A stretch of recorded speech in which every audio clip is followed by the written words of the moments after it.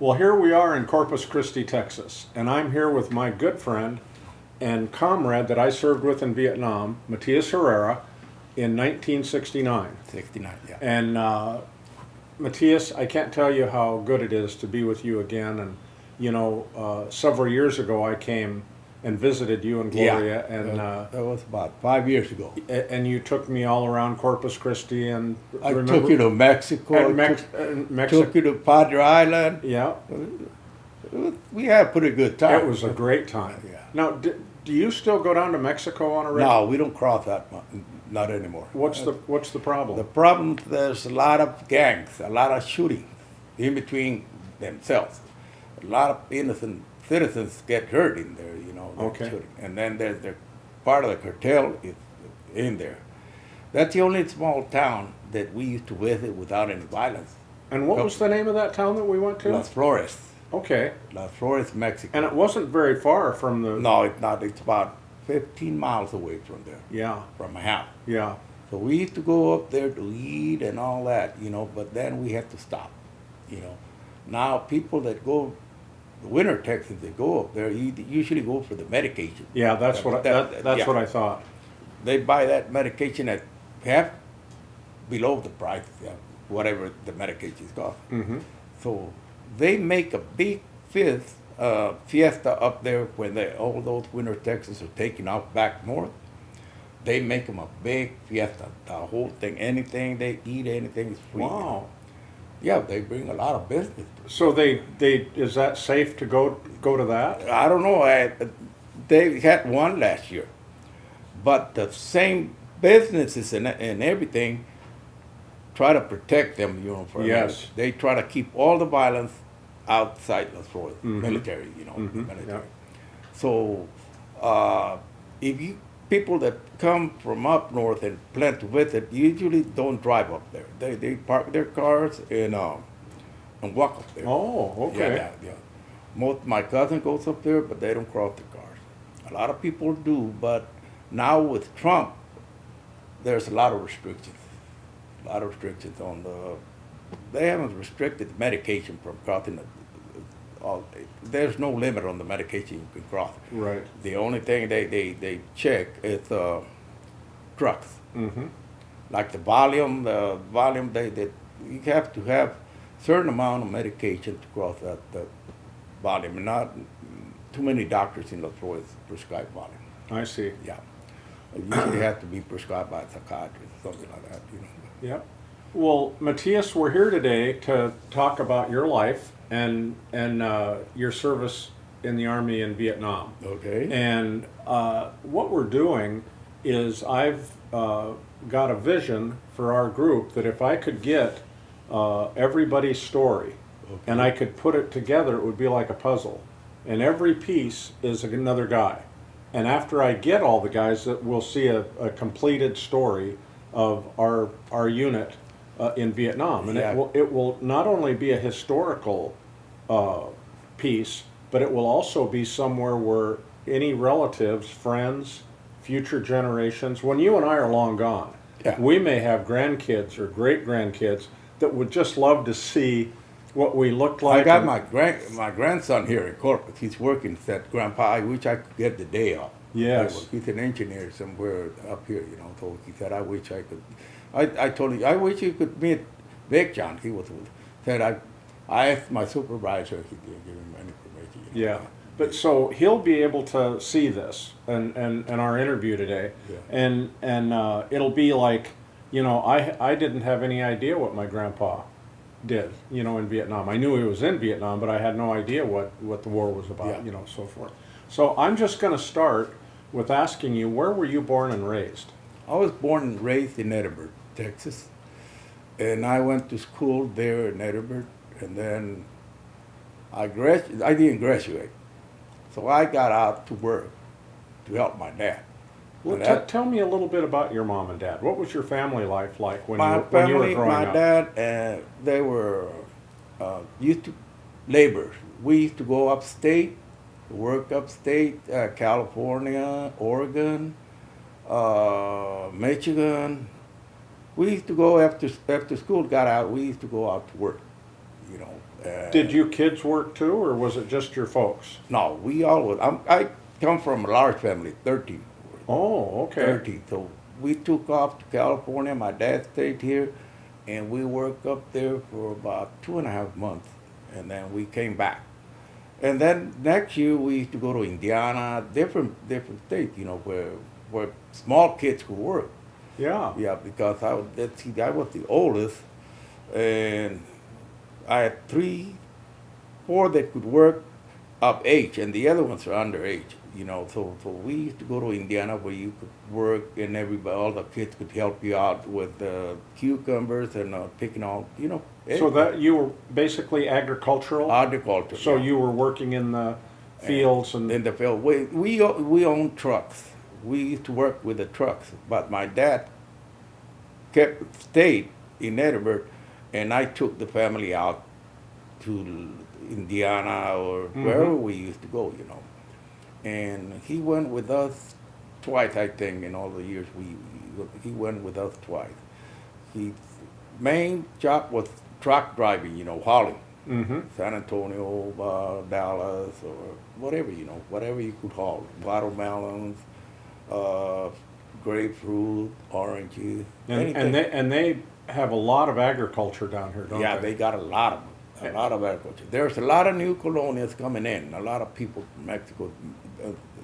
Property up there is real expensive, John. Where he was, he's buy half an acre for $12,000, and now it's $50,000. Oh man, Yeah, it's just really gone. Yeah, real high. Property's real high. So your house has probably gained a lot of value where yeah, you're it's at. got about a 300,000. Yeah, they offered me $325 for it. And what did you pay for it? I paid $100,000 for that. So see that's just gone really. Really high. Yeah. What happened? They built this new subdivision just across the street from where I live, and those houses are worth $400,000, half a million. So that property taxes went up. Yeah. So we're there, you know, but there's up there you could build a $100,000 home, pretty good size. Now you can't. No, it's real expensive. What did your mom do during this time? She used to work in the fields too. Would she go with you? Yeah, she would go with us. I had an aunt that lived all her life with us, and she used to stay here. And my mom and my brothers, we used to go upstate. And all Okay. that and work. And you said you had how many children in the family? We are eight. I got 8 brothers and 5 sisters. And you were the oldest? Yeah, I'm the oldest. Wow, that you must have had a lot of responsibility. Well, growing up. They all started working in the fields real young, so they got to where you could tell them what to do, and they'd do it on their own. You know? Okay. They didn't have to be supervised too closely. They knew the jobs, what we're gonna do, and all that. You know. And when you turned what? I would guess when you turned about 18 years old. 19 when I got drafted. That was what I was going to ask you. You didn't volunteer? No. I got drafted. And do you remember when you got the letter that said you were drafted? I don't remember the letter. I got when I went into the service, September the 10th, 1968. I came to San Antonio, and from there they sent us back home, and then we waited for it. Okay. But did you think you were going to go to Vietnam at that time? Yeah. All my friends, I had friends. This guy, what's his name? Freddy Gonzalez. He went a year before I went into the service. So everybody from all those small towns, we knew, you know, we didn't have any degrees or anything, college education, so we knew with infantry. Yeah. So we all of us knew we were going to Vietnam. Yeah. And where did you take basic training? I took basic in Fort Bliss. Okay. El Paso. And how did you get there? Did they bus you or? They took us by bus. And then I spent basic there, and then came home. Let's talk about that. Let's talk about when the bus went through the front gate and they stopped in front of the company area, They did. and they opened the doors, and you guys got out of the bus. What happened then? Well, you know that we all knew each other when we were in the bus. Okay. Mostly, you know, Edinburgh's not a very big town. Yep. So all these guys are from Edinburgh? No, most of them were from Donna, all around, you know. But we knew that we were 3 or 4, you know. That, Okay. So everybody, we got off the bus, and everybody, you know, there were a lot of guys there training us. So we had an idea, you know, that what was going to happen. Were they yelling at you and telling you to line up and all that kind of stuff? You know, yeah, you got to wind up. But, you know, we were used to hard labor. Okay. So I took basic training pretty good. We all did pretty good. You know, we were used to the hot sun and all that. So Mhm. we were in pretty good shape, you know. So, but from there, Do you remember who your platoon sergeant was in basic? oh yeah, I forgot Mr. An old guy, you know, real tough guy. You know, he was about 60 something. I forgot his name, but I always remember. Yes. I always remember his words, you know, when we graduated. He thanked us and said he was pretty rough. But the hard time he gave us would save our lives. I someday. think, yeah, I remember, that's exactly what What I the- remember as well. He was my drill sergeant, I forgot. And he was always picking on me, you know, because I always talked back to him, you know. And he, you know, he kept, said, he told me one time, you know, I hope you make it back wherever they're going to send you. Because all you guys are in pretty good shape, you know. We had some Yep. guys in El Paso that came from New York, you know, that took it real hard, the training. They were not used to that. Oh, yeah. And I got his name right, you know. And when I came back from Vietnam, I spent a year in the hospital, something like a year. I wanted to go back up there and see if I could find him. Oh, yeah. We were in training, and this guy came with a shirt. He had gotten just back from Vietnam, and he wanted to go see him, you know. Yeah. He went all the way there. Did you go up there? No, I never made it up Oh, there. I see. Okay. So he set that guy in front of all of us, and he introduced that guy. He had trained him about a year before, Okay. and you know he was pretty happy, you know, to go see him again, you know. Yeah. What did you learn in basic? What did they try to teach you? Well, the basic, you know, the firing with the M16, real small hand-to-hand combat, not too much. And let's see, what else? Do you remember the gas chamber? Yeah, that was pretty rough. That was pretty tough, you know. And then I never got to learn too much about the you know, the campus. You know, I got lost. We got lost one time. Oh, up the there. compass? The compass. I never could get touch of how that thing works, you know.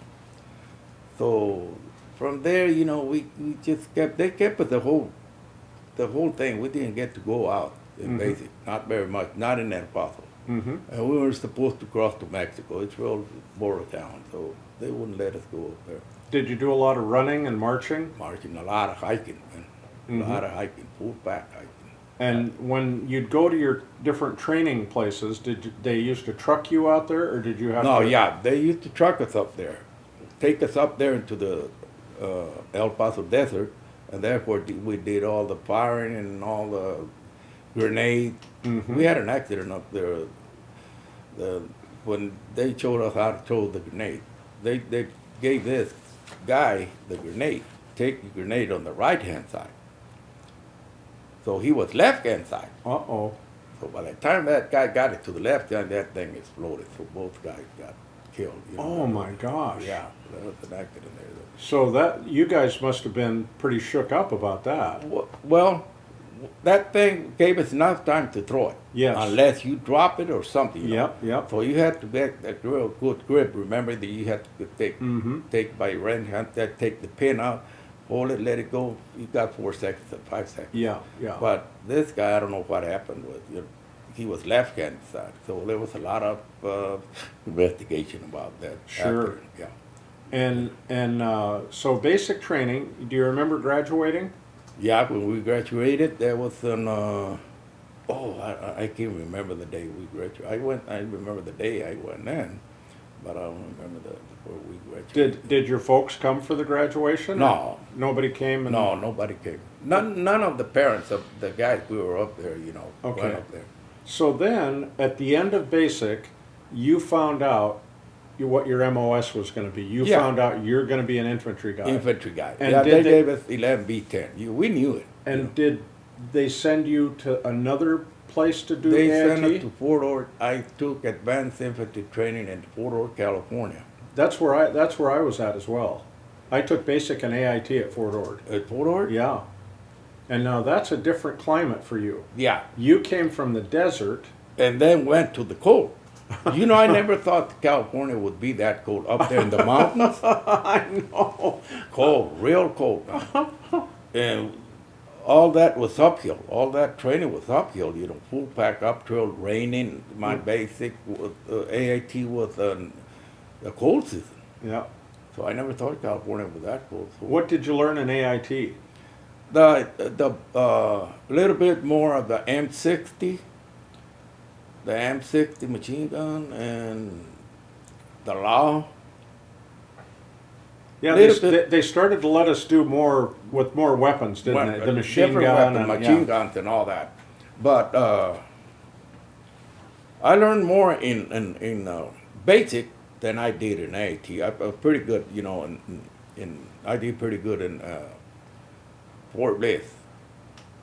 But when I went to Fort Ord, I had an idea. Everybody knew what kind of training we were going to do. And I told them, how do you know? Because we went back home after basic, and then all those guys that came from advanced infantry training were telling us what it's going to be a little bit rougher up there. It's going to be cold. It depends where you were going. Did the 4 or 5 guys that you knew that were in basic, did they all go to Fort Ord?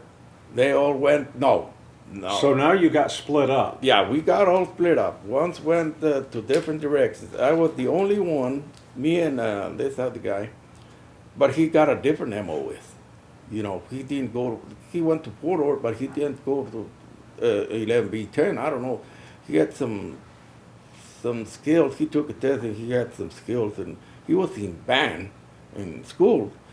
So I don't know. He wanted to go into the band, military band. So I don't know. So he played an instrument. He played. He played several instruments. Okay. In high school. So he wanted to go to the band in military band, and I told him, I don't know how to do that. So you gotta ask around. Did he end up doing that? I don't know. I never saw him before. After that? After that, I never saw him until he got back. But he got back, got married, and moved upstate. He was gonna keep on. He was gonna keep going to the service, re-enlist. Okay. He liked it. Yeah, so he was going to be a lifer. A lifer, yeah, he liked that. Okay. Now, when you were in AIT, I was going to ask you, you weren't married, were you? No. And did you have any girlfriends or anybody? There that were a you lot of girlfriends. Remember up there in Fort Ord? Oh, yes. Yep, there were a lot of girls up there. Yep. Especially in that small town, Salinas. I used Oh, to go to yes. Salinas. Oh, so, and Monterey, remember? Monterey, yeah. That was a beautiful place. So, you got through AIT. Did you feel at the end of AIT that you were pretty ready? I mean, did you feel like you were qualified and trained pretty well? Yeah.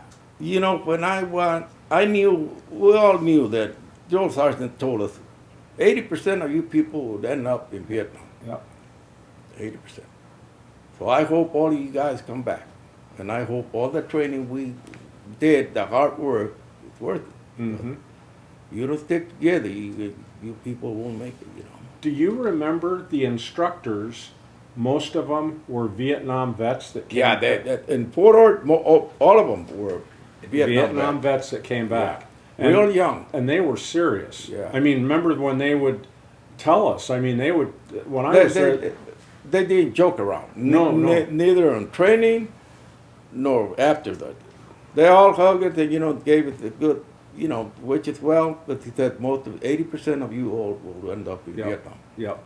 And I hope all you guys make it back. So they were pretty tough, but, like, I wasn't used to uphill training, the full pack and raining and all that. Oh, the weather up there The could weather, be miserable. but yeah, it's real cold up there in the mountains. Do you remember when you did a bivouac? Did you do a bivouac in AIT and go Yeah. out and spend the night out I there? spent the night, and there were 3 of us guys up there, and he told us before, he said, that's not going to be too bad compared to Vietnam. Yes, yes. This is cool ground compared to Vietnam. Yeah. So, well, okay, we'll see what happens, So everybody went up there, When I got the bus, my dad told me, if it's your time not to come back, and I won't see you again. He was a World War II veteran. Okay. So I used to get in a lot of trouble when I was up here. Well, not a lot of trouble, but I used to drink, go to dances, and we used to get in trouble, When was this? When you were growing up? Yeah, when I was driving the truck. Still for at it. home. Still at home. Yeah, I was still at home. Yeah. And he told me, he taught me a lot about the Bible, but he told me when I was going to get in the bus, you know what I taught you? I told you, yeah. You know that you don't know if you're going to end up there or I won't see you. But if you come back, I'll be waiting for you. So that gave me a lot of confidence, those 4 or 5 words. Yes. Yeah. Yeah. It gave me a lot of confidence, And did your dad ever talk about his war experience? No, he usually talked when he was in the wheelchair. He started remembering a lot of stuff. Okay. He started remembering a lot of stuff. He used to see a movie in the TV, war movie, Yeah. he started crying, So when I Yeah. told, and he never bothered, He was always working. He was a real hard worker. He used to drive the trucks, wake up at 4 o'clock in the morning, take off to where we were going to work. He taught me a lot of stuff, a lot of hard work. And he used to talk about the war, but he was in a wheelchair. Mm-hmm. He never talked about it or anything. Was he in a wheelchair because he just got old, or? No, they amputated his legs, one of them. So he had to, he was too old for an artificial leg. And then they opened the other leg all the way and put artificial veins in there. So he couldn't, and part of the toe on the good leg was gone. What caused all the problems? Circulation. Poor circulation. They gave him medication long time before that, and I used to count the pills, and I used to tell him, you didn't take the pills that. Oh. He said, I feel real bad with that medication. He never took it. And he used to do a lot of walking, all day walking in the watermelon field back and forth, but I don't know what's causing it. A lot of blockage and all that. And when did your dad pass away? He was 80, he passed away in 1987, something like Okay. that. And how about your mom? Is she? No, she passed away about 9 months ago. Oh, 10 months ago. So she lived. She kept on, How old was your mom when she passed? 89. Wow. Yeah, she went down. She was real attached to a brother of mine that got lupus. Yeah, so she was real attached to him. So he passed away. From there on, she started going down. Oh yeah. And brothers and sisters, are they still all alive? Yeah, they're still, all of them are in Edinburgh except for one. She's in Houston, somewhere in Houston. Okay. So do you guys have family Reunion, yeah. Yeah, get-togethers? Yeah, like in Easter, we all got together up there with that ranch. I don't know, I took it to where my mom lives. She's got 10 acres over there. But we spend the whole day up there in Easter over there. Lots of food? Yeah, they did. I got a whole bunch of nephews and. Oh, I bet there's a bunch. Yeah. So after AIT, did you get to come home for a couple of weeks? I came home for 2 weeks. Actually. Okay, and then We got shipped out, yeah. Was it sad when you left for Vietnam? No, Your everybody mom, was, we stopped in Hawaii for about 3 or 4 hours. Remember that airport? I know you stopped. I did. It's right on the beach, right where the airport, you could see the beach from there. And everybody was, remember that there were a lot of guys coming in and a lot of guys going up. Yep. And they used to stopped and talked a little bit and gave us, good luck, man, up there. Rough. Yeah. And I had a cousin up there. When I went in, I went through Vietnam in Cameron Bay. So we got in and he was serving. He got a cook. And I told you gonna be here in the cook? And I said, I don't know, man. He had, he was up there for 3 months when I saw him. And after that, he came back. I got wounded, but we had some training in Cameron Bay when I got in. We got hit that night in Cameron Bay, so everybody knew that everybody was wishing you good luck and everything. A lot of guys were going home, and a lot of guys were coming in. So, but at that point, you didn't know where you were going to wind up. No. Okay. And No. so, by the way, what date did you get into Vietnam? I got in February the 8th or March the 8th. I thought it was February, no, but I got in on March the 8th, 1969. Yeah. And how did you wind up in the 25th and at Charlie Company in Cu Chi? They sent me to Da Nang. I don't know, but me and Rodriguez, this Indian from Arizona. So they sent us to Cameron Bay and then to Da Nang. And then we winded up here on Cu Chi. So we both stayed in Cu Chi, And other guys that were with me in the plane, when we got up there, they got separated. Everybody got Yeah, then you didn't see any. I didn't see anybody. any of them anymore. So everybody was getting that. I tried to get a permanent station in Cu Chi, but no, said, you guys are infantry. You guys don't belong here in the base. I like Cu Chi, We were there for 4 or 5 days before we got set there. And had you heard about the Wolfhounds? Did you hear any? No, not at that time. Okay. No. So now all of a sudden you are a Wolfhound. Yeah, I got in, and I get in. That day you guys were hit, and I think with Diamond 2, you got hit at night. So we came in, and the first guy I saw was, that there are not too many Mexicans up there. So I saw Garcia. So Garcia said, I asked him, what happened, man? He said, well, you're that's when Zamora, some guy here from Corpus got killed. Several guys got killed in that night before. Yeah. And we tried to rebuild, and Garcia started giving him tips and all that, But all of a sudden you knew something bad was going on. Yeah, I knew. I mean, now it's really serious. Serious stuff, no joking, no nothing like that. So that night, we spent the night there, so damn tired, man, filling up sandbags and So Garcia said, well, take a nap, man, there. So that night we got hit again. Not real bad, but we got hit. And Garcia said, you know what?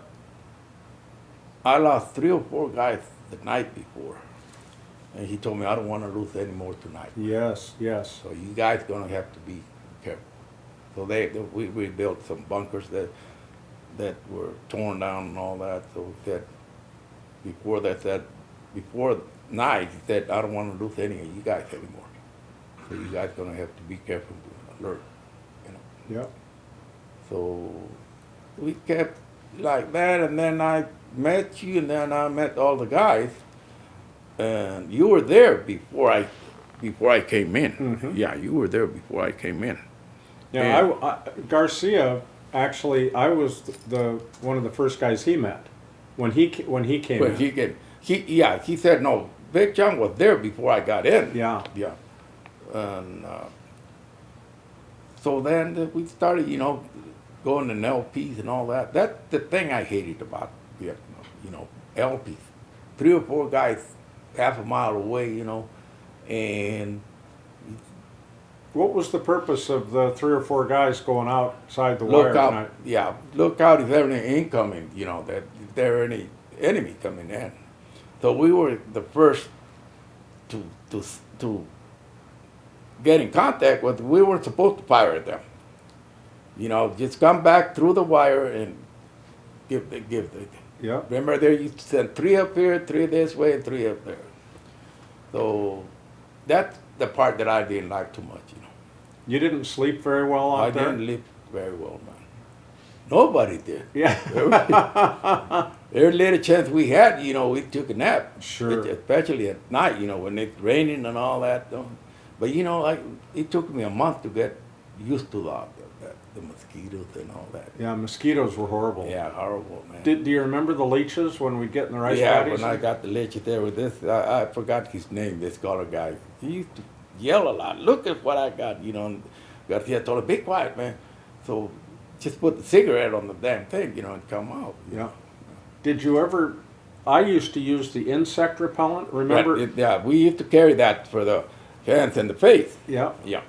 I used to carry it up here on the side. Yep, that's where I did too. But if you sprayed a leech with that, I never knew that. yeah, it'd come right off. No, I used to we smoked. So what I Yeah. did was just put the cigarette on it. Yeah. And come out. You know. So, who did you wind up in?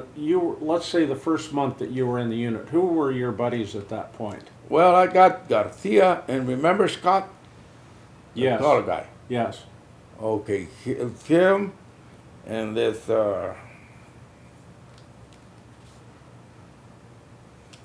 Garcia, Scott, and this, the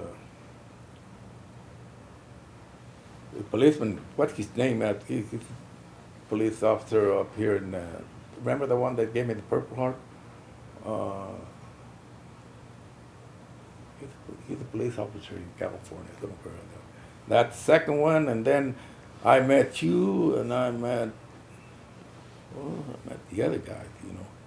And we used to go out on 16, 17 guys, remember? Oh yes. Yeah. And we had this guy one time that had that dog that was supposed to help us. He tripped the wire, a booby trap wire, and blew off the dog and blew part of his leg. He was the scout dog. A scout dog. Yeah. And we had this doc's best friend, the Kid Carson. I forgot his name. Pete. Pete. Yeah, we had Pete all the time. You know, that supposed to guide us. You know, where And he was good. he was good. I don't know. Flores went and looked for him, but I never knew if he found him or not. Yeah. You know, unfortunately, He never did. when the North Vietnamese came over? and took over, the first people that they killed, Were the anyone that had anything to do with the Army. yeah. So they didn't even send them to re-education camps or nothing. They just killed killed them off. Now, my only hope was, you know, he was smart. Pete was really a smart guy.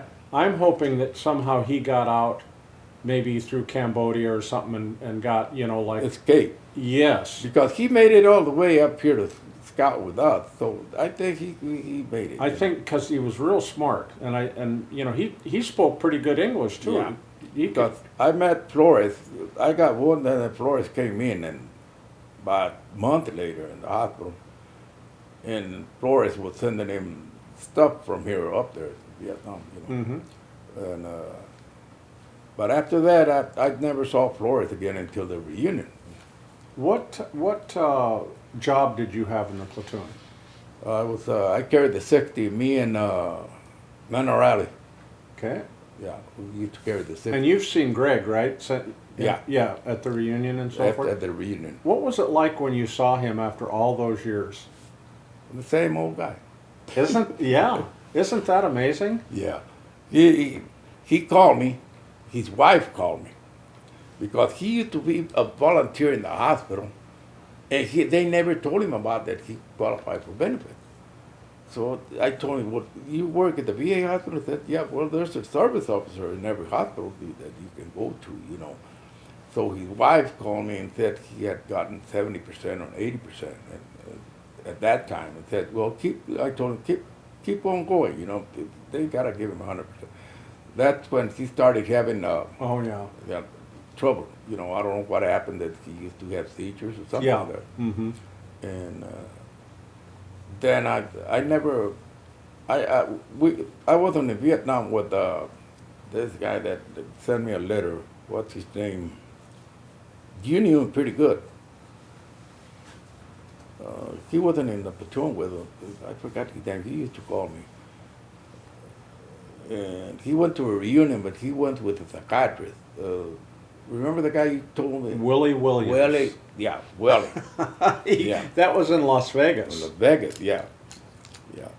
And you're the one that told me he used to hold up this illegal guys with the rifle. He used to go at night. Yep. But he'd only stop them. Yeah, he didn't hurt anybody. No, he never hurt anybody. Yeah, he never hurt anybody. And then he built a bunker in his backyard. He had a bunker like we had in Vietnam, and he'd be out there at night on guard duty. I never met him in Vietnam, but you met him in Vietnam? Oh, yes, yeah. He was something like 17 when we was up there, or Yeah, 18. yeah. And I don't know what happened that messed him up so bad. You know. Well, what the problem was is his dad signed him into the army. He got in because couldn't feed the kids. He couldn't afford all the kids that he had. Oh. So Willie was the oldest. He was 16 years old, and the dad lied about his age. So when Willie got to Vietnam, he celebrated his 17th birthday. Yeah, he told me. Can you imagine that? How young? I mean, so he was just a kid. He sent me. I got a couple of pictures of him. He was just a kid. A kid, and I told him, okay. When we talked, I told him, "Are you going to go to a reunion?" He said, "No, I got to talk to my psychiatrist." Uh-huh. And I told him, "For what?" He said, "I can't go by myself." And that's true. He couldn't. He couldn't. That's when I got with the psychiatrist, and we had arranged everything. And we arranged everything. Yeah. And you know, that was such a special time because he would never have come on his own. You know, he would never have come by himself. He used to tell me that he lived with his mom and had to take care of his mom. Yeah, that's by true. now, she probably passed away. She was older at that Yep, time. she passed away, and Willie's wife just passed away recently. Oh, yeah? So now he's on his own, and he lives in a trailer next to his son. And they're still there in Yuma, Arizona. So Willie's wife passed away. He's got a couple of sons, and he lives in a trailer outside on one of his son's places. So, yep.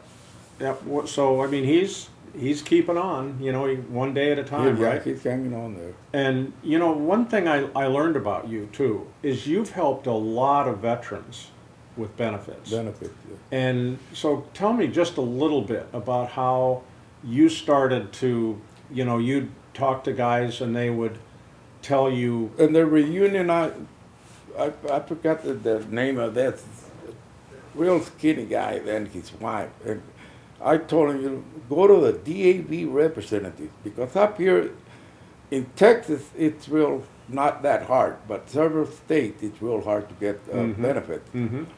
And we had this guy that retired from the working with the VA and went on his own. He passed away. So I told Garcia went up there, and then I told about 4 or 5 guys. So they started. What he did, he would tell it right away. I can get you this percentage, I can get you this percentage. But what he would do is take 20% of the first check that the veteran would get. Okay. And that was it. You know, that the post-stress disorder, that percentage can be taken away by any psychiatrist. He told me. You know, once you get post-stress disorder, it won't go away. But any psychiatrist can bring that 100% down to 80%. Really? Yeah. And I never thought about that. So when I took a friend of mine, I took some more. I don't remember if I took some more or not. But he said, I got to get another disability plus that post-stress disorder, you know, to keep that 100%. Okay. Yeah. It's like me. He told me, you know, I got a letter from the VA that you can get clothing allowance for two clothing allowance, for the brace and the crutches. And then he told me, you know, any doctor can say, well, the brace, we built a new brace that Matius Herrera won't tear the clothes off. And that can be taken away. So I stayed with just one clothing. No kidding. Yeah, the VA gives you In other words, if you got any improvement, improvement, that Then will they be could- taken away. Disability like eyesight won't go down. You know, they keep getting worse. But if there's a new medication that the psychiatrist will give you that you started telling that you see a psychiatrist in San Antonio, that no, I think you're able to work. You know, Oh. yeah. So that thinks that you got to look at it. yeah.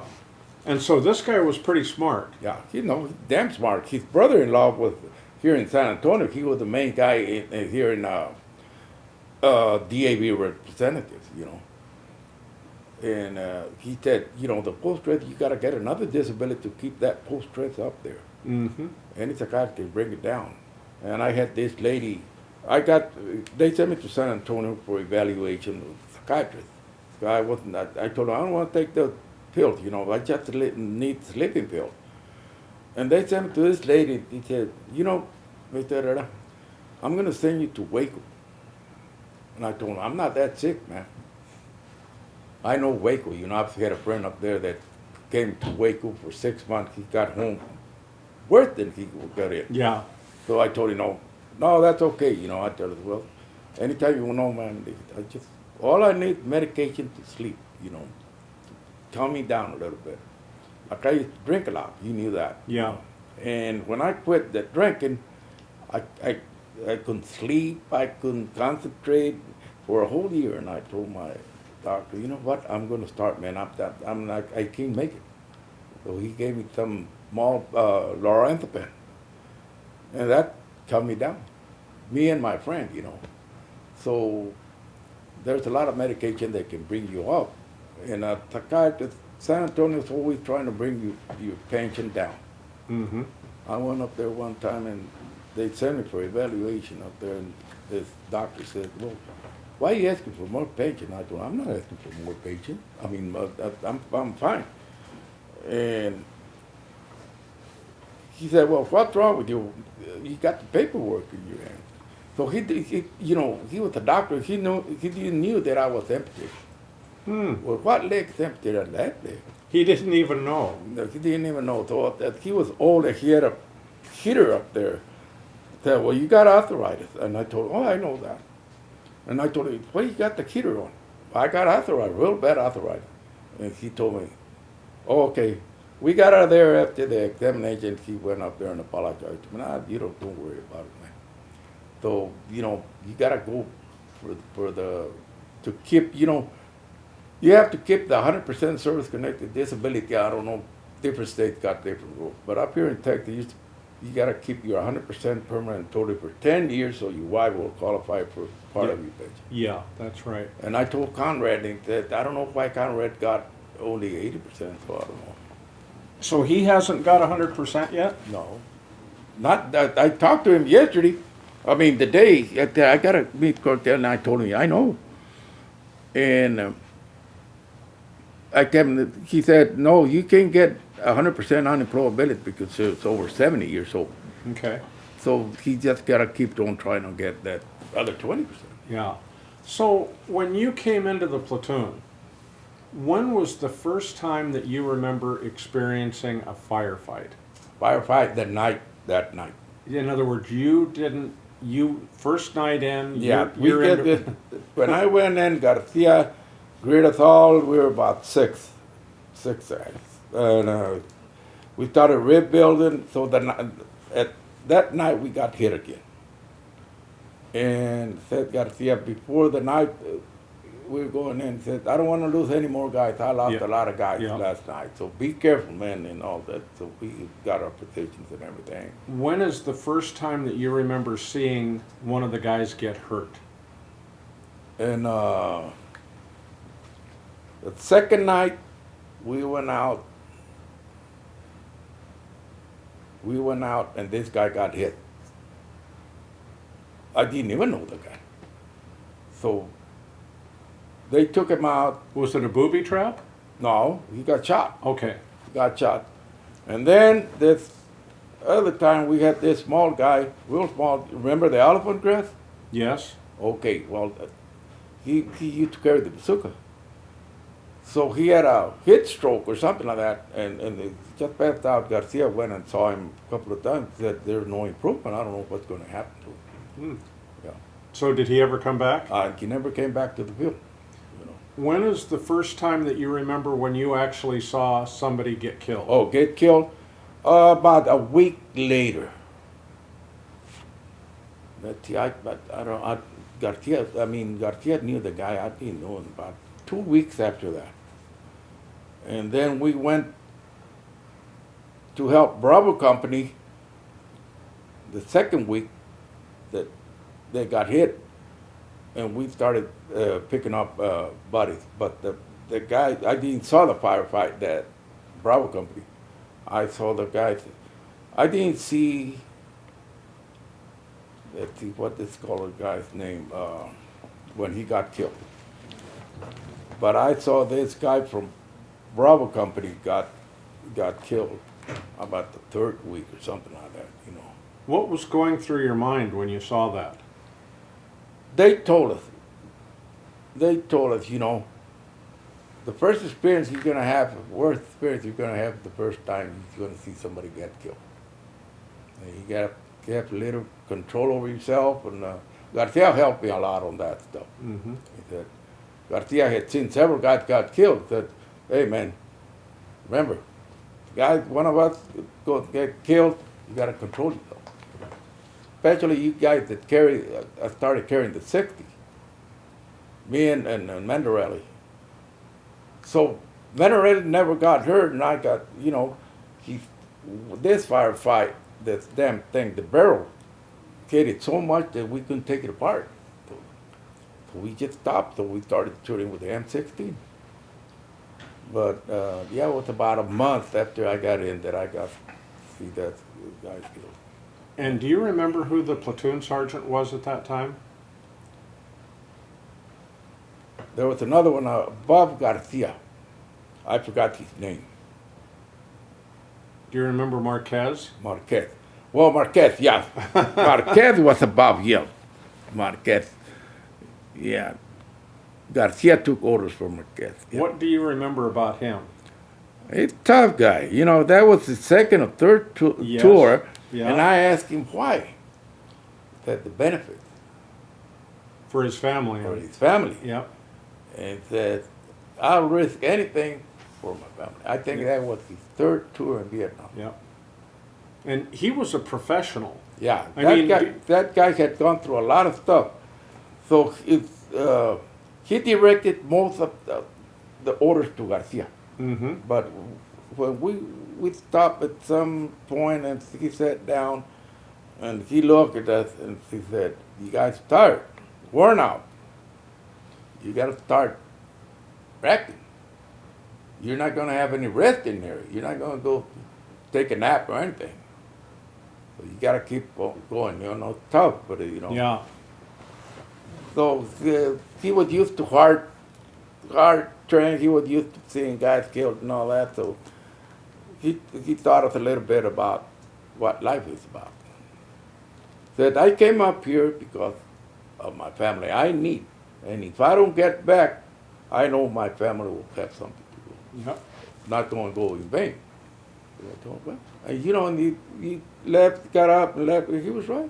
And he was very brave. Brave, yeah. I mean, he was always calm. Do you remember that? Yeah. He wasn't afraid. He didn't show Yeah. no fear on that. Yeah, yeah. We got him several times that he just got mad at the one guy because he couldn't get up. He said, you got to get up, man. I forgot the name of it. He was from Arizona, some place up there. And then Manarelli said, you know, Herrera, if you freeze up, man, we're going to die. If I freeze, you got to I told him, don't worry about that, man. You know, he was real calm all the time. He said that M16, and then they said, you going to fit it out? Yeah, I'll fit it. But he remembered one time when we went to a reunion. Remember this, Herrera, when that damn thing shot off, you know, it got so hot that we couldn't take it apart. So we had started turning with the M60. And then Garcia said, what happened, man? I told you you're supposed to change the barrels. And I told him, he never let go, you know, he kept firing. And the barrel got warped. Yeah, it got worse, you know, because got Cameron, it was so Yeah. damn hot with the glove that he couldn't take it apart. And said, forget it, man.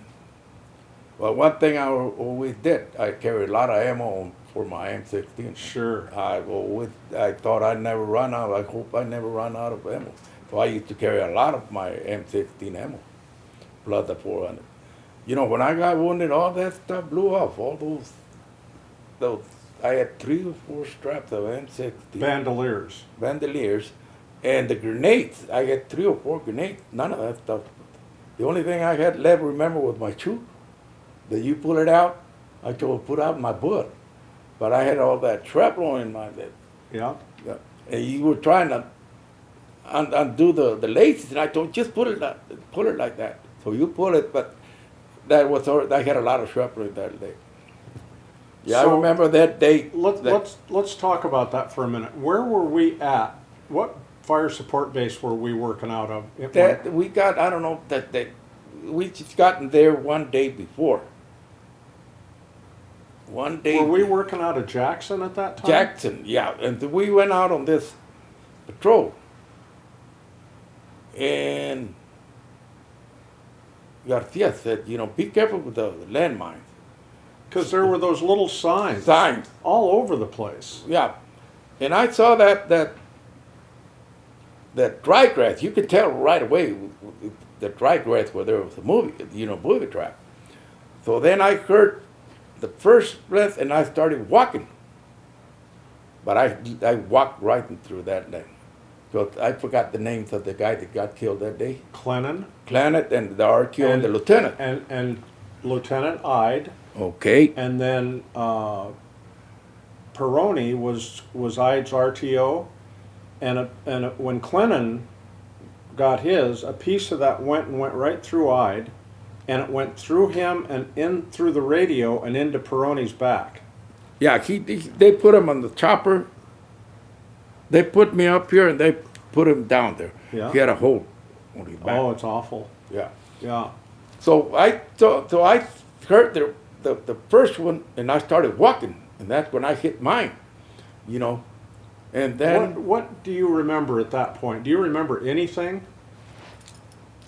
I mean, do you remember going up in the air and... no, I remember laying down. The sand was so hot and those pieces of, remember that I started yelling to Garcia? Yeah. Oh, yeah. Yeah, Garcia never came, so you Well, came. I was right behind you. Yeah. And then Ray Bourgeois was behind me. Yeah. And so I was right there. I mean, when you stepped on that mine, it blew me and Ray right on our backs. I mean, we were blown over. Oh, yeah? Oh, yeah, right on our backs. I mean, And no shrapnel? no shrapnel. I couldn't believe it.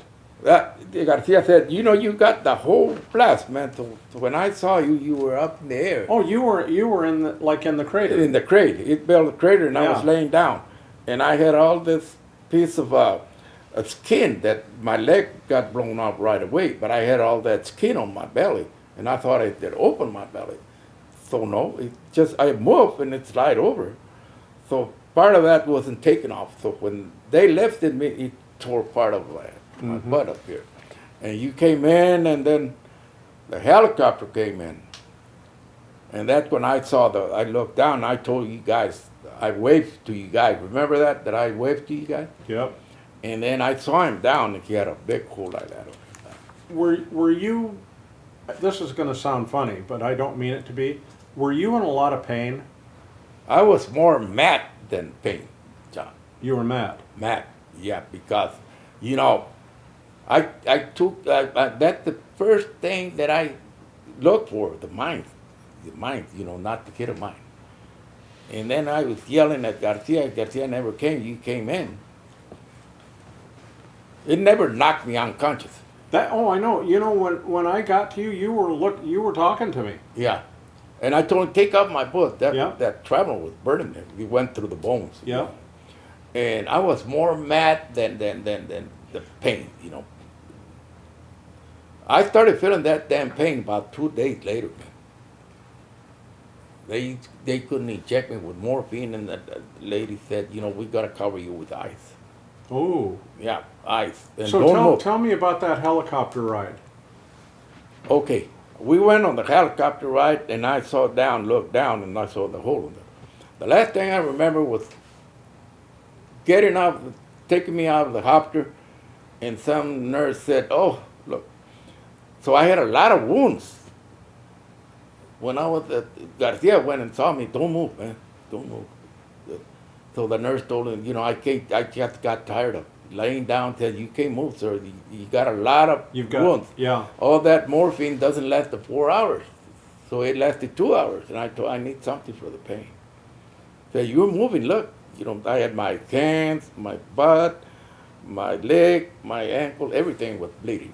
So the one leg was pretty much gone. Yeah, What- I had a bone sticking up there. What was the other? What effect did it have on the other leg? I don't know, man. It burned me so much. It took skin out of this side. I step on this side, and look, pieces of skin were. Maybe when I was lying on the sand, that pieces of thermal took off that. It burned my leg. But did it break any bones, or did it cause Yeah, any? it dislocated my ankle. When I landed on that leg, so it got dislocated. My toes had tremor, so they all got stiff. So I started feeling pain, a lot of pain, man, the second day. And had they done any surgery on you? No, that they couldn't do anything there. The open wounds. He said, "You got a lot of open wounds, Mr. Herrera." I was there, I don't remember how long. I kept on bleeding. He said, "We can't keep you here in Vietnam. We have to send you to Japan." And she said, she told me, they're going to send you in the plane, Mr. Herrera. And when that plane goes up to certain altitude, you might start bleeding, and there's no way we can stop that. But there's nothing good that can be done for you here. Hmm. So How long were you in Cucci in the hospital there? everything, I never woke up. I couldn't get up. I mean, do you know how many days you were there? In Vietnam, No. When the helicopter took you to Cucci to the evac hospital there. Okay. How long were you there? I don't know, about a week. So you think, did anybody come in and see you? Yeah, the colonel went to see I'm me. sorry, like the guys. Did any of Garcia went to see me. okay, anybody else? No. Okay. Remember, it was real hard to get. Oh yeah. Garcia was the only one that was able to go see any wounded guy up there. Yeah. So he went up there and said, "You're going back to the world, man."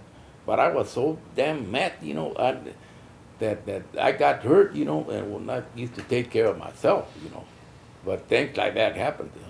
So then I saw this colored guy next to me. In the morning, I tried to get some water. They wouldn't give me any water. So I got some water and I started choking. They wouldn't give you any water either? No, they wouldn't give me. They would give me ice. Oh yeah, okay. Ice. So I was so thirsty that I took that pitcher, and drank water, but I started coughing. So a lot of bleeding started. Oh man. Yeah, he said, "You see what you did, Mr. I was so damn thirsty, man. You never gave me water." So then in the morning, the guy passed away at the middle of the night. I don't know. He said, I asked the nurse, "What happened to him?" He said, his body rejected everything we were trying to do. Do you remember what kind of wounds he had? No, he got shot, man, and they shot his thing off. Mm. And he said he just rejected it. His body rejected everything we were trying to do. Mm. I had a lot of blood. I mean, they were putting a lot of blood back to me. I lost a lot of blood and all that. So they had the bags hanging? Back, but I didn't feel weak or anything like that. When I started feeling the pain, so they covered me with ice all the way to the neck. And that's what she told me, And she told me, "You got a life insurance?" "Yeah, I've got a life insurance." She sent this guy, if I wanted to buy a life insurance, and I told him, said, "You're going to go into that plane.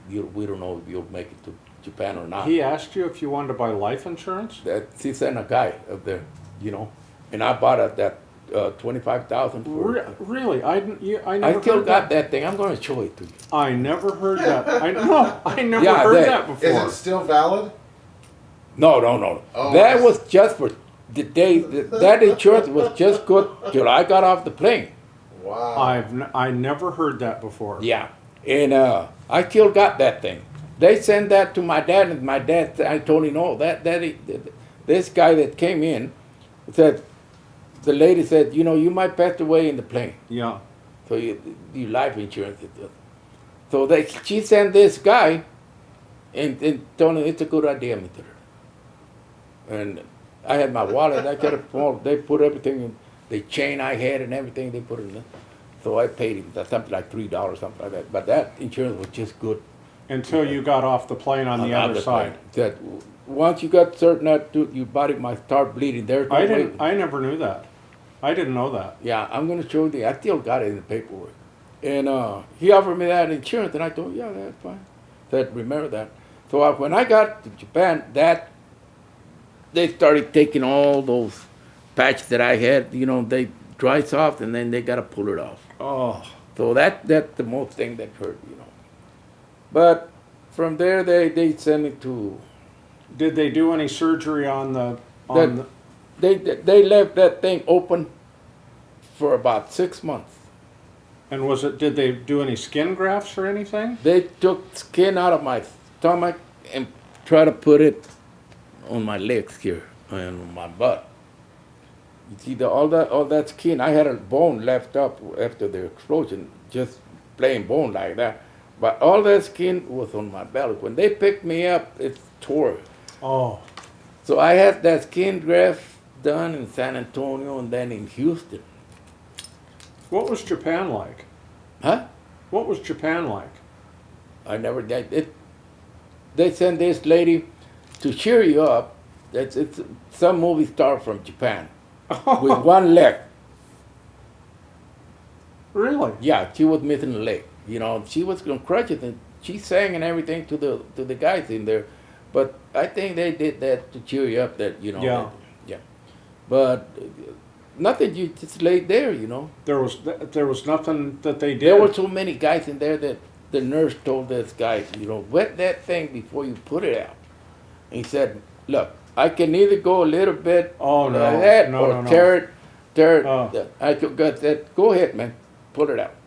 So he gave me a stick and I bite the stick, pull it out. Yeah, that thing with those wounds. And I told him, why you leave it open, like that? He said, we can't. Instead of putting that piece, got the blood dried up and stick together. Oh, yeah. And the stump, how they surgery, they cut that bone. And up here they sent some guy from prosthetic, I don't know. And a couple of doctors said, put this way, flip the skin like that, and then they tape it for the artificial leg, so I wouldn't have any problem. And where were they doing this at? In San Antonio. Okay, so you're in San Antonio now. I'm in San Antonio. Okay. Yeah, but in Japan, I don't remember how long I was in Japan. Did your folks in Japan. your folks come and see you in San Antonio? Yeah, they went and saw me in San Antonio. Yeah. Okay, back to Japan. What about Japan? In Japan, I couldn't, my back hurt so bad. Oh, just Yeah. from laying there? No, I don't know, The shock? the shock or something, my back hurt so much, and they put a board on top of it, and they put some straps and all that, and I told them, just give me something for the pain. My back was the one hurting so much. Oh. And so finally they said they was going to send to Fort Lewis. So they sent me to Fort Lewis, and from Lewis they sent me to San Antonio. And up there, those guys burned. You saw a guy with double empathy. We had this guy working at the VA. About 10 years later, I saw him. He was with me in that ward.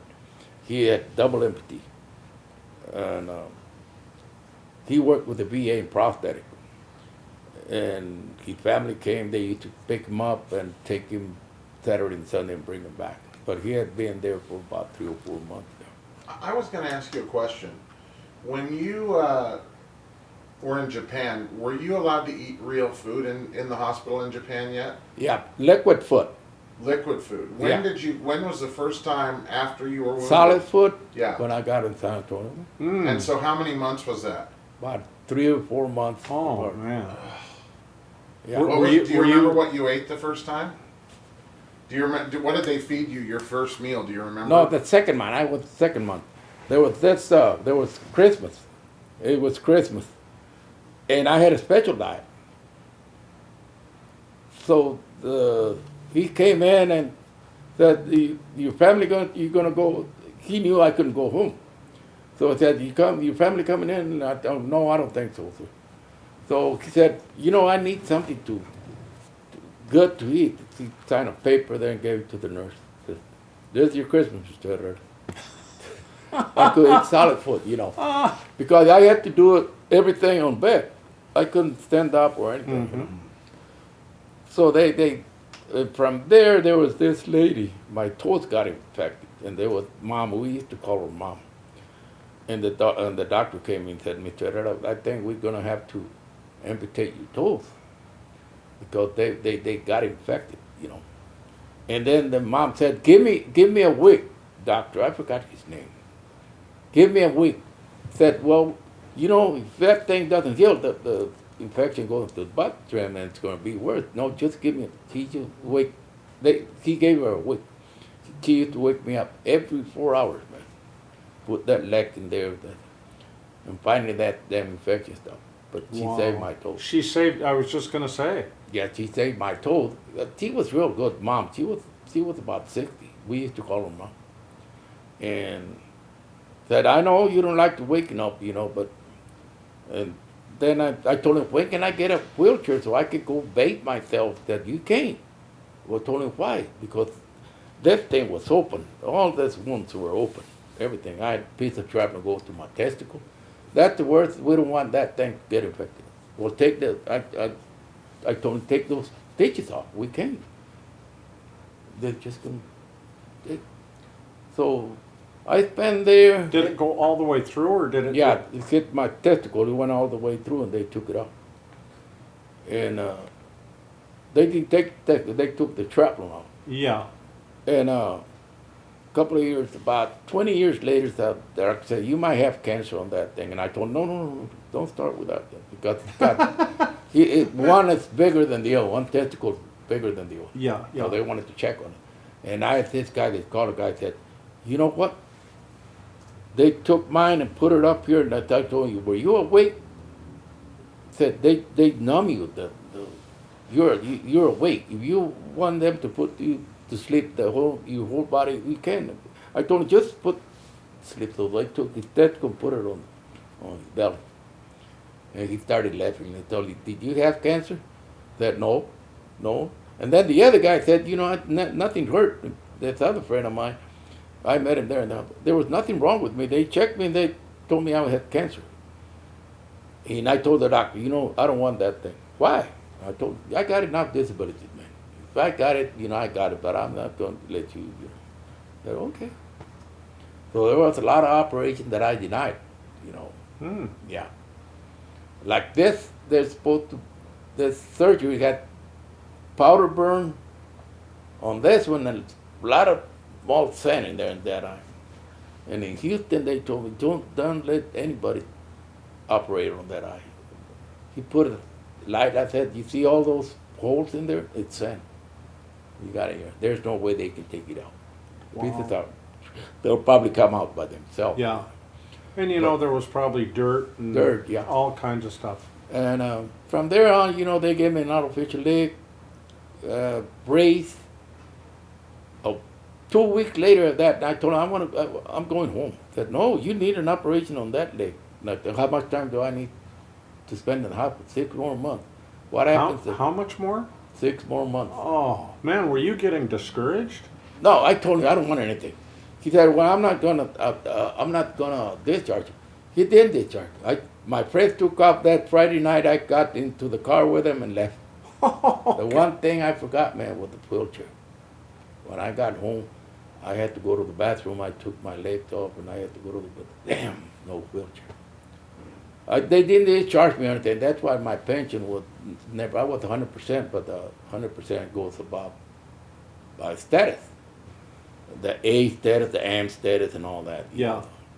So I never went back. They just give me the leg and my brace, and I started walking real good. But I had to go to DAV because I was supposed to be on the AM status. So I was 100% for, about till 1984. And then this guy up said, why did you accept the 100%? They gave me 100%, that I accepted it. Yeah, but you're on temporary basis. What does that mean? You need operations. I don't want the operation. And he finally got my AM status, and there's a lot of things that you gotta pay attention when you start with disability. They gave me 100%, so I thought that was it. No, I was missing $600 a month with the AM status. He had a stayed in Houston, but that doctor was so stubborn, John, that he said, well, maybe we can fix it. And I told him, what happens if something goes wrong? Well, we have to amputate you. Oh, no. And I told him, even though I can move it around, it still helps me to the bathroom, so I want to keep it. And that was this other guy said, well, we would like to take a try at it. And I told him, no, I'm not going to sign for anything. So I just got out of the hospital. So, if I remember correctly, that amputation was pretty far up. Up here. Okay, so the prosthetic, instead of just having one on your leg, didn't you have to have a belt or something that? I got a 4-inch belt, this one. That messes you up a lot. When you go eat, you got to have that thing real tight. So if it's loose, you keep having skin graft. I mean, that It rubs again. It rubs. rubs that stump sock, keeps rubbing, and you get skin break. Then you got to stop wearing the leg for about 6-7 days till it heals up. So you have to have it real tight. Was that kind of a pain in the neck to? It's a pain. They tried a leg without the belt. It was fine. I was walking, and that suction was pretty good. But So basically, it was just suction that was keeping that on there. yeah, that just suction. When you're standing, it's fine. You got that suction. But when I sat down, damn thing came off. Ooh. The leg just. Yeah, I told him, just give me a belt, man.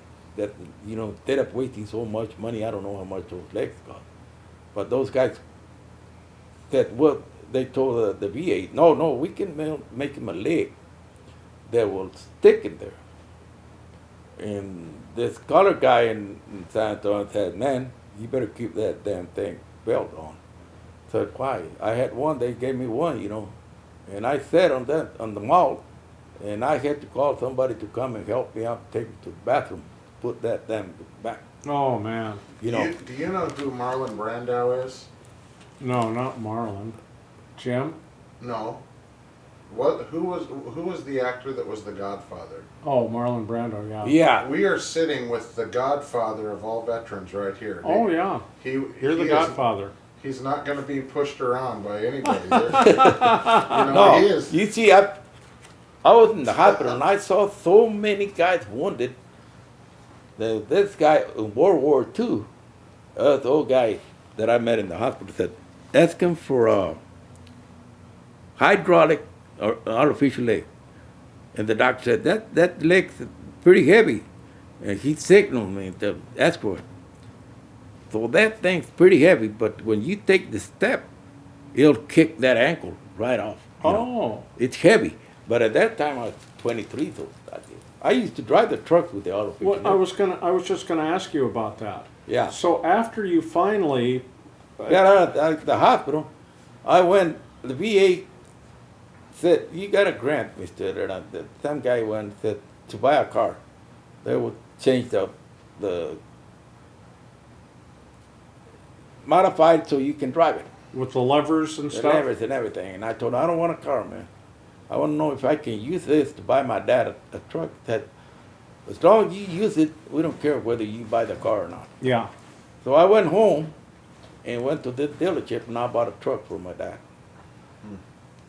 And then when I got home, I built that truck to where I could drive it, I was in the field all day, and that sweat a lot. Oh. But I didn't get the skin break, So it got so tough from wearing that thing, the skin got tough, so I didn't have any problem. But then they stopped me one time and said, we get you driving again, we can send you in for 6 months. You're not supposed to be driving a truck. Oh, really? Yeah, I wasn't supposed to be driving a truck, but I drove pretty good, man. But that at night, you know, you had to keep that leg on the clutch. So you might miss the clutch, you know, and have an accident. So no, I did pretty good driving until they said they couldn't be driving the truck, and I told them, okay. My dad said, well, drive the pickup truck, just go to the field. I liked going and working in the fields. Yeah. Yeah. So there was this program going, hire the vets and all that, and I went to one meeting, and then I got a call from the Social Security, a guy at Social Security. What are you doing? Asking for hire the vets. Any job that you need, the VA would have. I told him, well, I got a letter from Social Security. And then he called Social Security and told him he didn't know that. He doesn't need your help. And he explained to me, you know what Social Security is trying to do? Take away your Social Security. It wasn't that much. Yeah. Trying to take your Social Security away so you can get a job. So he explained to me, there's no job that you're going to take that's going to replace what you're going to lose from Yes. 100% to 90%. Yeah. So he just called Social Security and told him, you know, the DAV representative. And I just kept, you know, but, you know, Had you been medically discharged at this point? yeah. So you were a civilian now. You weren't hooked up with the military anymore? No, I got discharged from the Army before I got out of San Antonio and went to Houston. No, I didn't have to do anything with the military.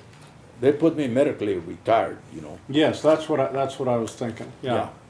But you see, if people don't know too much about the VA, that I accepted the 100% on 90%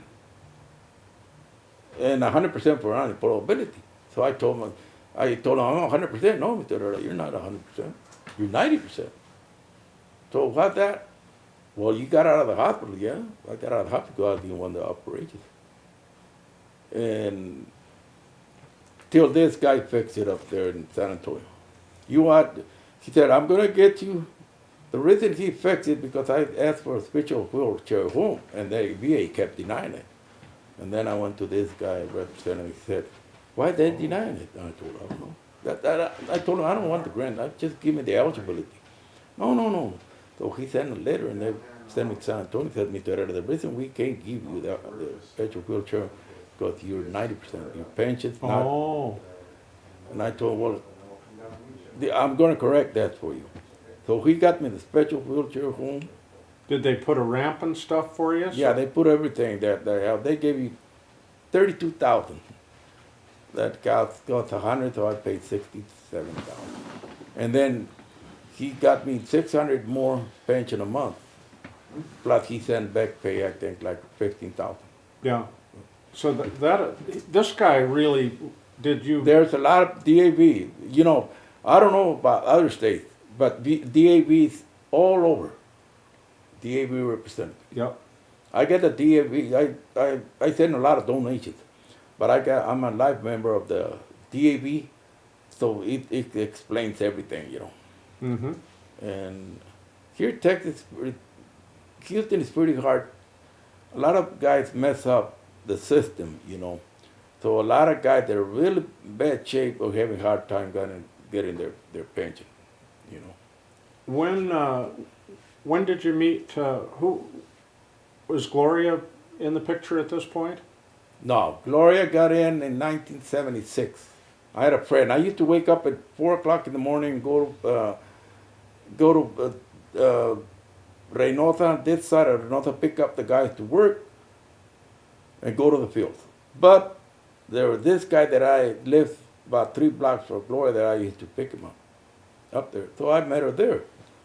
And then we started going out, you know, and she had told me right away, you know, she said, I got a daughter, and I told her, I knew everything about her, they told me, you know.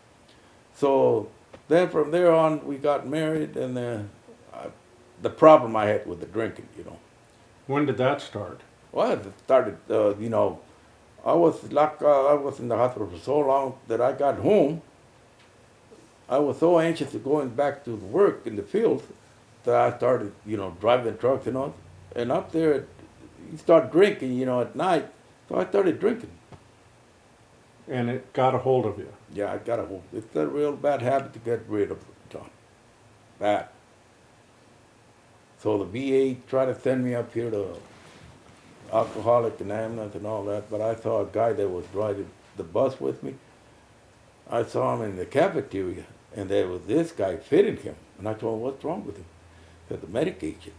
And he gave me the food, and then he spilled out the food, and I told him, yeah, he says he's going to be like that for 2 or 3 weeks. And I told him, you know what, I'm going home. Yeah, I'm not going to take that. Yeah. Oh, no. No. Oh, God. The Godfather. So he had all this food, and he had a cup. He was so he didn't want to drink from anybody's cup. So on the bus he said, I got my own cup, so I won't have to drink from any cup that VA's got. So the next day he didn't even know about the thing. He was so, I told him, why is that so down on me? He was just like that, and he lifted it up and opened his mouth, put the spoon. No, I told him, no, you know what? I'll try to live this damn habit by myself. Quit by myself. I'm not going to be like this. 6 months. It's a long time. Did you do it? Did I had a hard time. Finally, I got so sick. How many years? 1984. I quit in 1989. Since 71.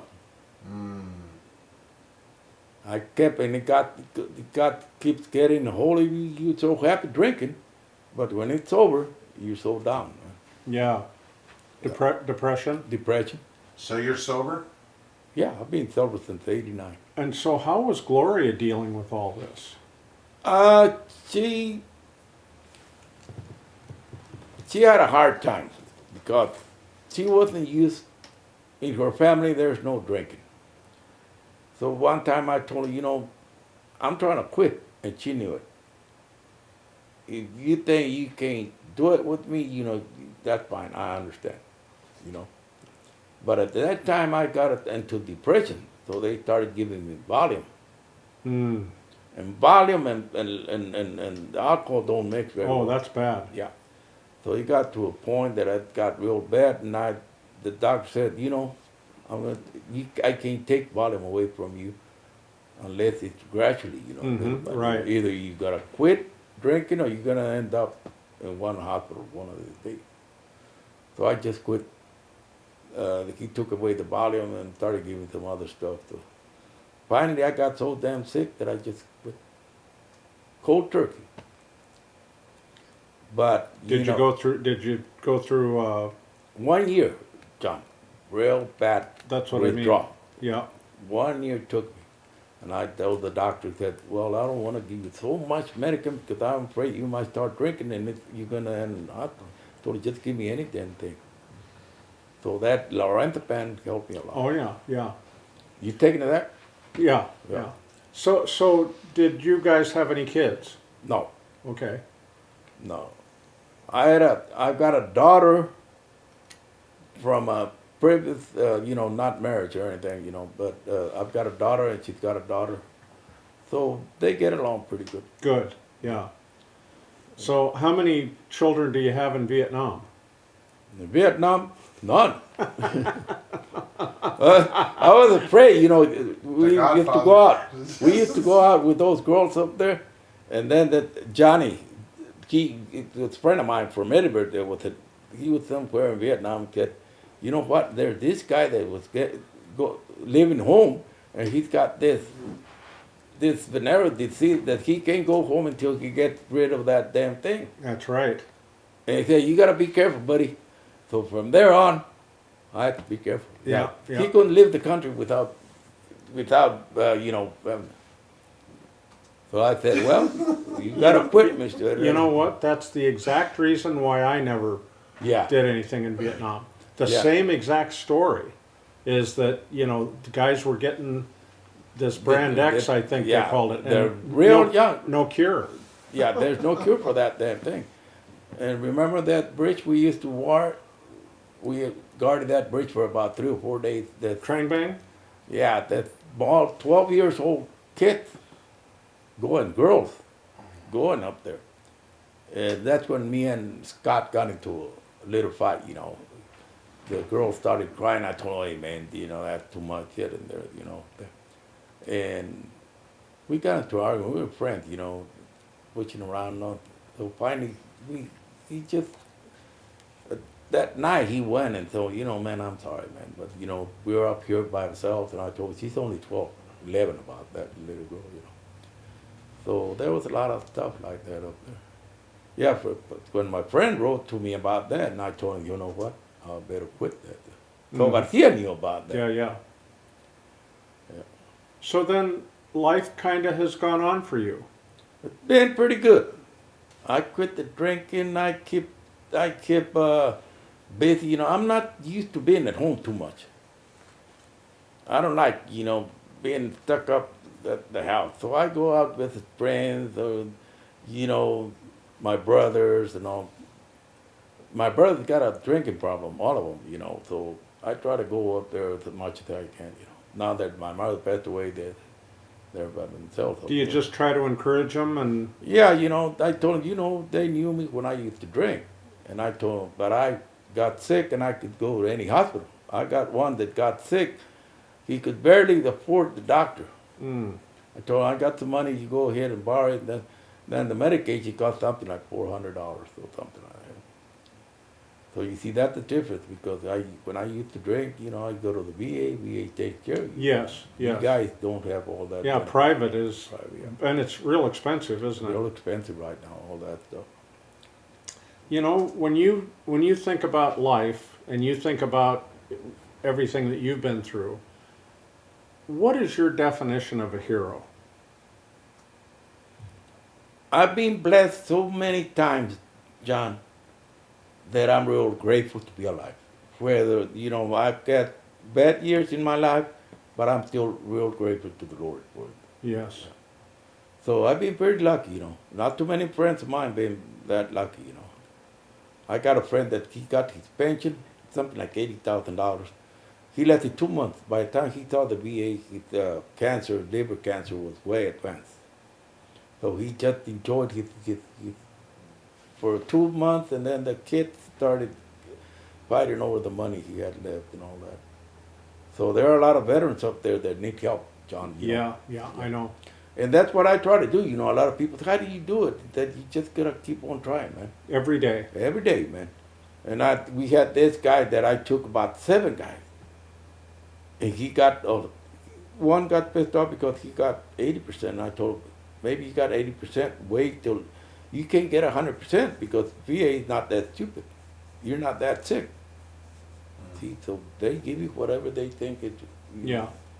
Do you think different people in your life would call you a hero because of all the people you No, helped? there are a lot of heroes out there. Yeah.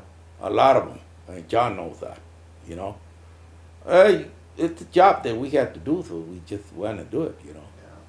Yeah, so. I think Marquez was a hero. Yeah, that guy is the hero. Marquez, because he showed us a lot, and he didn't show any fear. And I've seen him said, fear kills you. So. Mm-hmm. And that we sat down and we talked about 40 minutes with him, and he started explaining why. That because you guys up here got it made.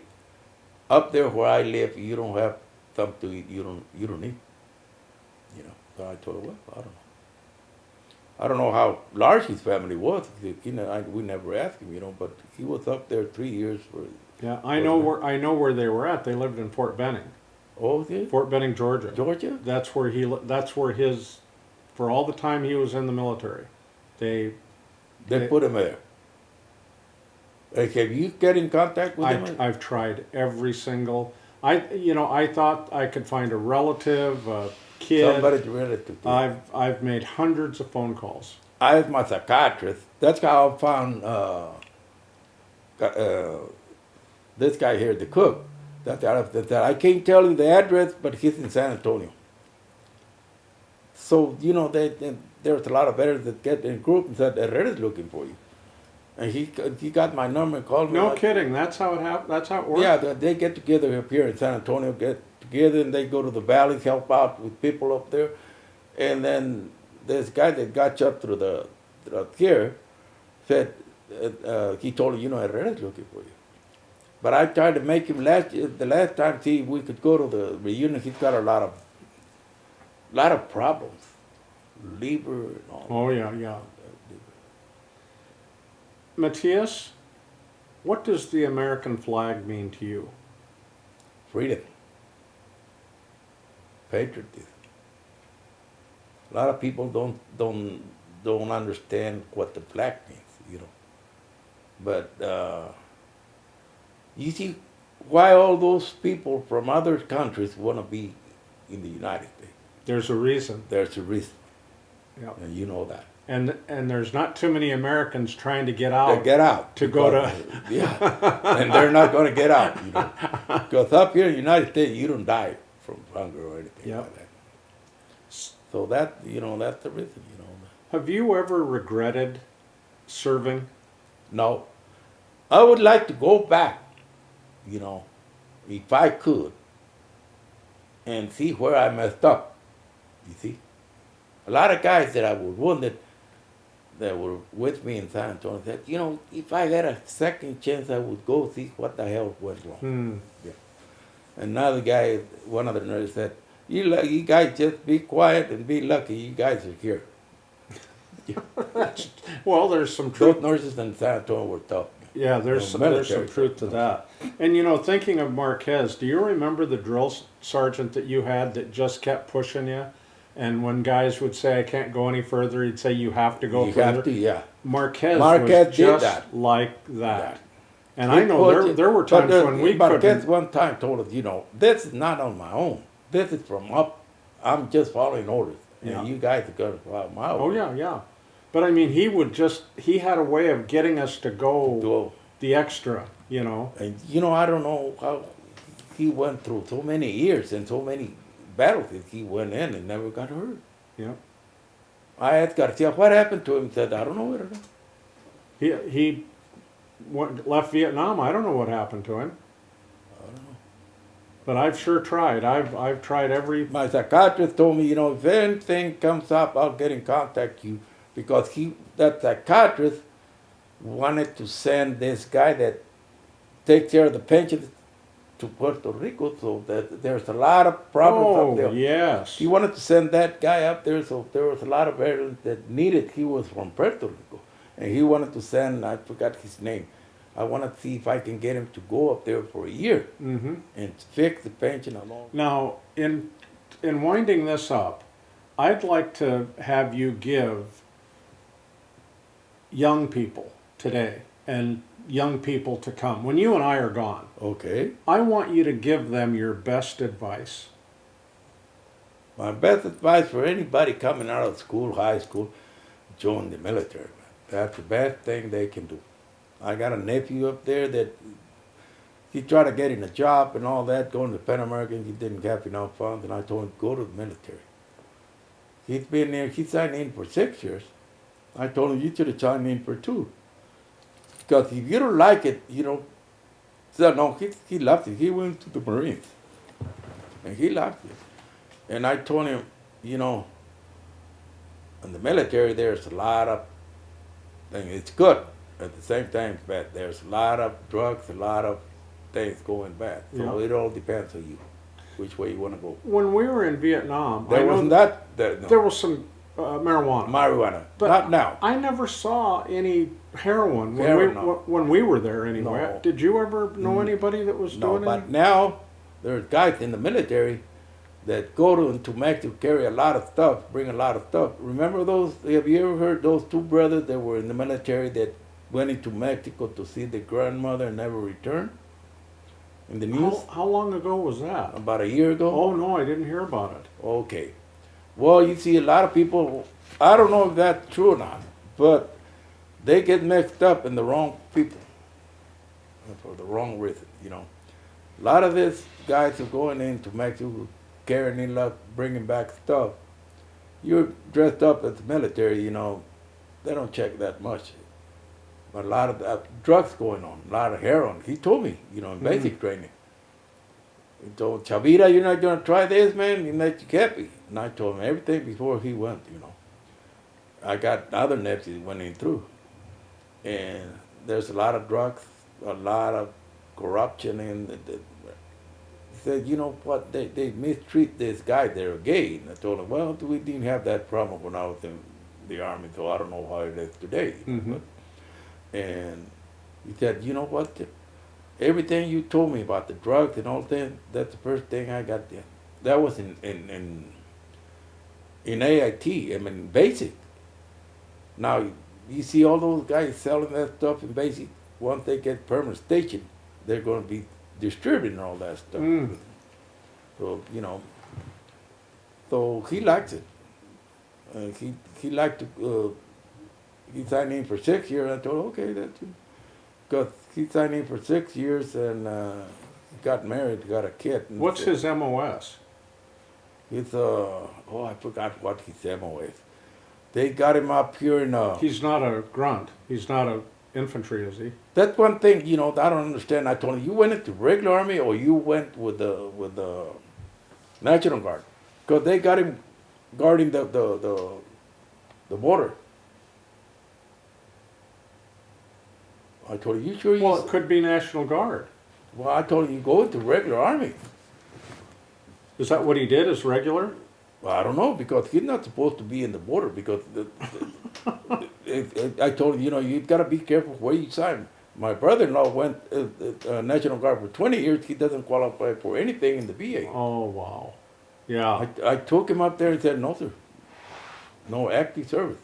So that's the difference, you know. They pull a lot of these kids going in, and then I told him, you should have signed in. And said, well, my company commander is going to fix that. And I told him, well, be careful what you sign. Yeah. What happens, he's getting a lot of money, you know. He's getting $1,500 every 15 days. That's a lot of money, you know. Since he was in 10th grade, he's been in the National Guard, you know, with the RTC and all that. Yeah, ROTC. ROTC, but he told me I get $1,500 every 15 days. The regular army doesn't pay you. Not that good. Not that good, and he doesn't pay every 15 days. You got to check every month. Mm-hmm. So I don't know what you did. You know, Do you remember what we were making a month in Vietnam when we got there? I forgot. We private was 110, and I don't remember how much we got in Vietnam. It was like $96 or $98 a month. A month. And now they're paying so much at these guys. And that's why that nurse told me, you know, you life insurance. And I told him, out of nowhere, she said, you know, you might not make it, Mr. Herrera. I'm not going to lie to you. Yes. Well, you were pretty messed up. Now, I mean, when you think about it, you think, but when I got into San Antonio, there were those guys, so pretty bad shape, John. Worse, a lot worse than me. I told him, you know, I still got the other leg messed up, but you see guys up there, all burned. I went to see my friend up there. He was dying, and he finally made it. And there was this colored guy next to him that the nurse kept telling the lady, "Can't you wait? Can't you wait?" Telling his wife. And I asked the nurse, what did she want? She wanted a divorce. This guy no. all burned out. No. All burned up. That's her husband. She was so damn, she said she only knew how blessed was going to be with her husband like that. If she makes it, he was burned pretty bad. He was next to my friend. My friend couldn't talk or anything. He had tubes, got shot through the face right here.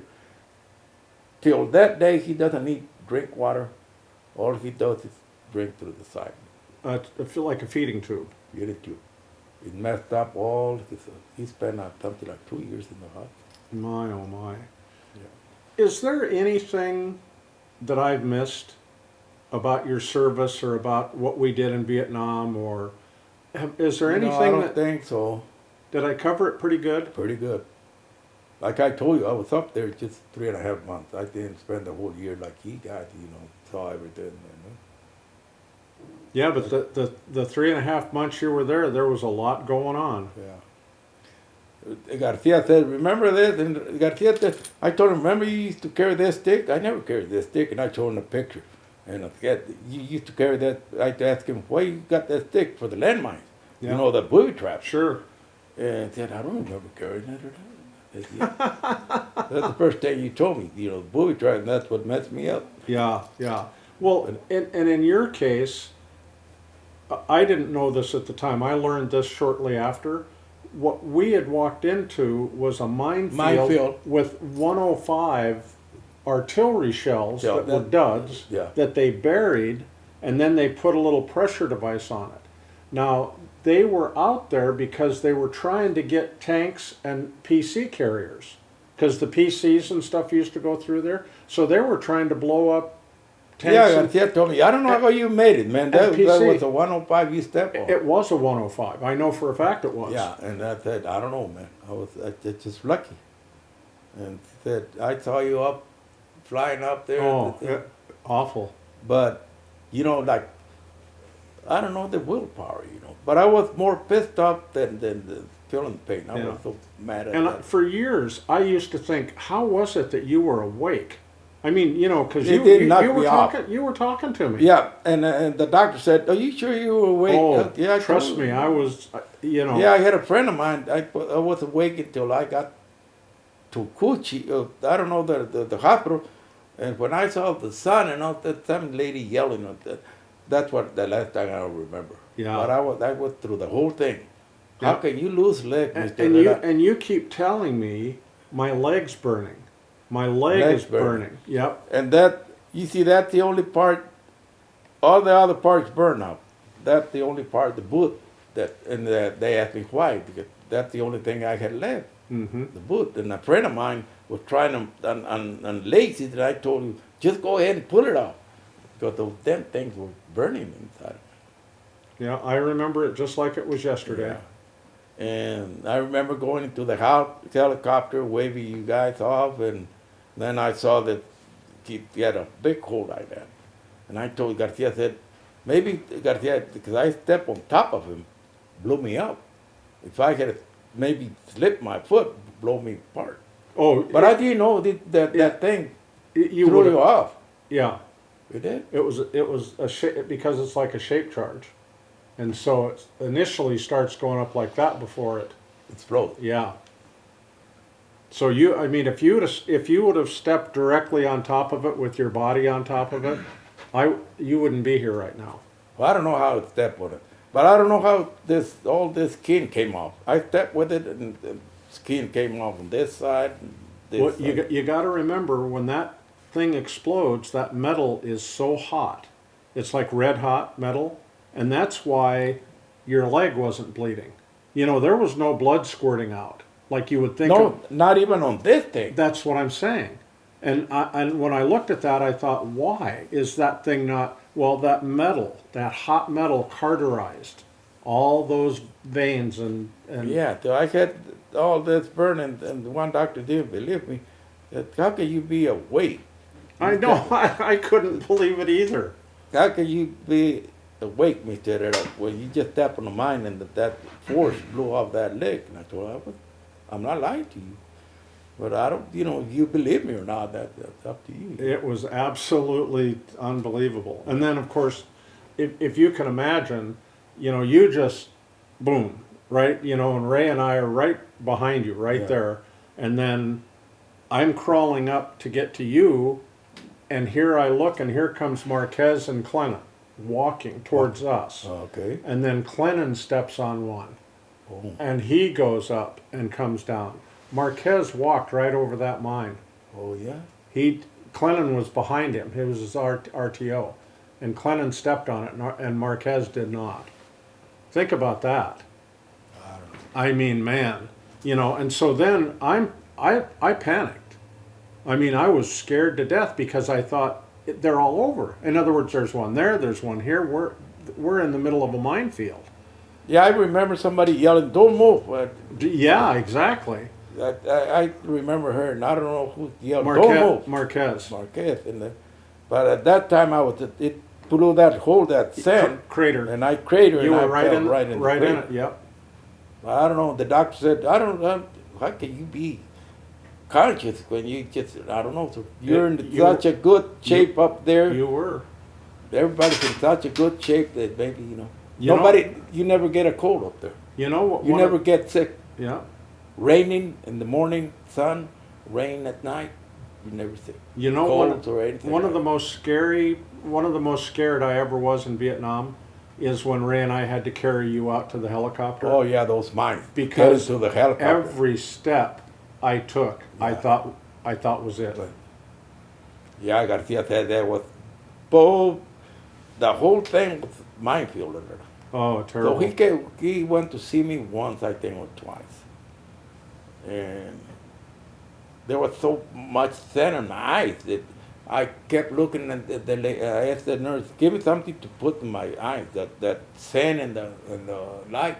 Oh yeah, you got a lot of power burns. So I could cure my face. And tell me again, what happened? What was the deal with this part of your face? It was all impacted with powder burn.